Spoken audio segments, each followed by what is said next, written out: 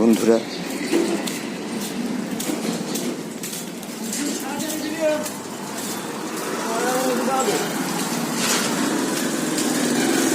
আজকে টেম্পারেচার 43 আশেপাশে।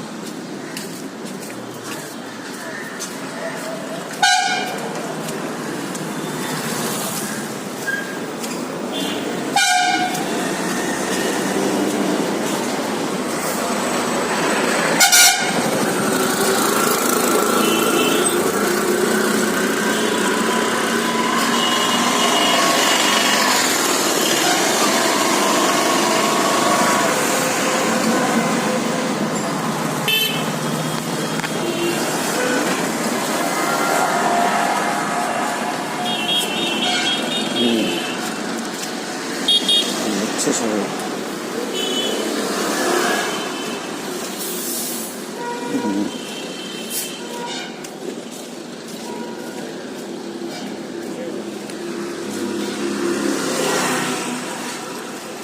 এখন লোকজন রাস্তাতে একটু কম,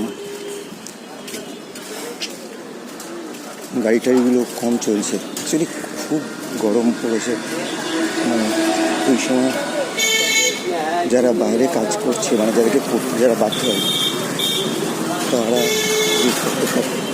কষ্টের মধ্যে আছে। যারা ঘরের ভেতরে আছে, এখন ঘরের ভেতরে থাকছে, তখন বুঝতে পারছি যে বাইরের কী কষ্ট।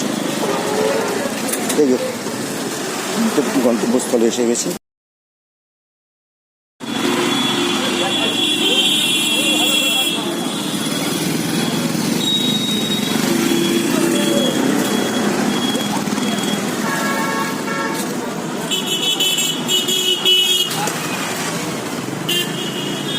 দোকান থেকে ফেরা,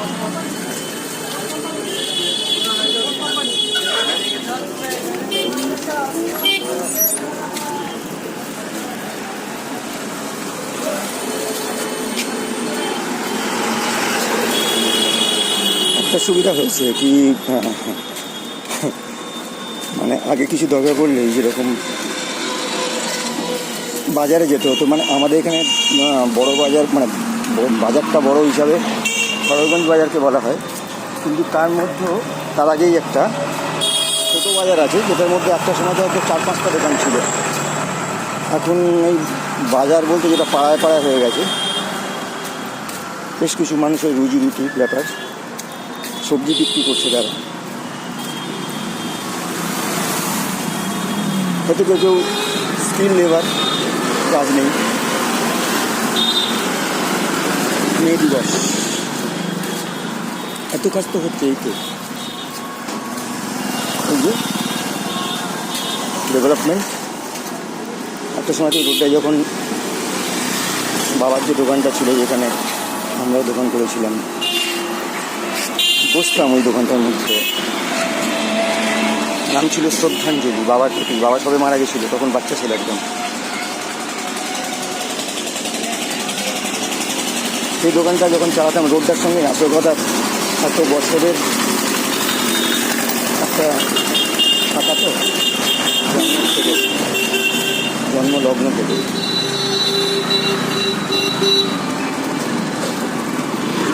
কিরম একটা যেন হয়ে গেল। তখন তো এত দোকান তো ছেড়ে দিলেই হয়, মানে দোকান বলতে খুব বেশি এই রোডের মধ্যে হয়তো 4-5খানা, 6-7খানা মানে দোকান ছিল সবই, মানে সেই রকম, মানে পরিচিত দোকান বলতে এরকম 4-5খানা 6খানা। সব তো একতলা টিনের চালে বাড়ি ফাড়ি সব ছিল।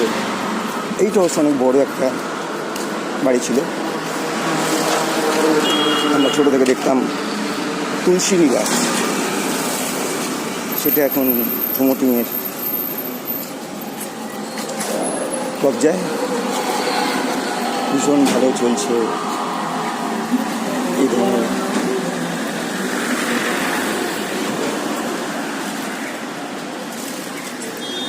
একটা রেসিডেন্স তৈরি হয়েছে, খুব ভালো। এটা দুর্গা পুজো করে, আবার সঙ্গে সঙ্গে গণপতি বাপ্পাও করে।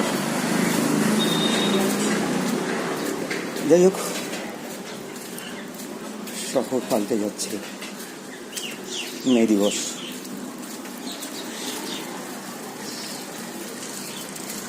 কত স্মৃতি, কত নাটক। একটা মে দিবসের ওপরে একটা নাটক করেছিলাম,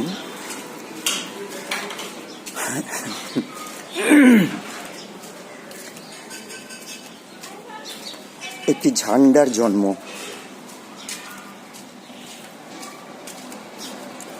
একটা ক্যারেক্টার করতাম, বড় ফ্যান্টাস্টিক ক্যারেক্টার, বাট সেখানেও অবস্ট্রাকশন হতো কোয়ার্টারদের থেকে, অনেক রকম সমস্যা হতো। এই ব্যাপার, চলে এলাম আমার পাড়াতে। দিবস,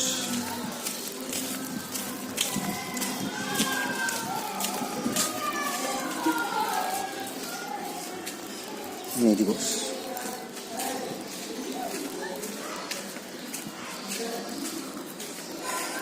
8 ঘন্টার লড়াইতে স্বীকৃতি পাওয়া একটা দিন। লেবার ক্লাস, তাদের জন্য লড়াই।